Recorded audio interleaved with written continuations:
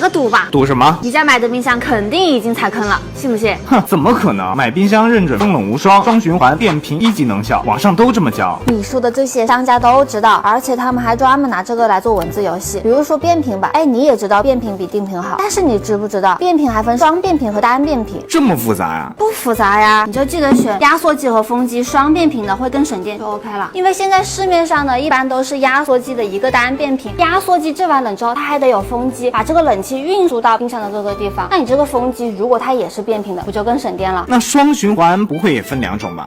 对了，双循环它的确分为双制冷循环和双风路循环，这2个有什么区别？那我问你，你们家冰箱里面冷面膜是不是经常有一股奇奇怪怪的肉味？我靠，你怎么知道的？那你家大概率就是一个双风路系统，也就是说只有一个制冷系统，但是有2个风机，这样就很容易串味。如果你不想串味的话呢，你要选双制冷系统，也就是冷藏室和冷冻室分别都有一个单独的制冷系统。对了，你选1级能效是为什么？当然是省电呀。那你还不如直接去看它的一个综合耗电量，比如说你去看海尔的501 1级能效和528 2级能效，它们的耗电量竟然是一样的。也就是说，你只要看它的综合耗电量24小时每度电的话，这样子都可以，不管你是1级2级。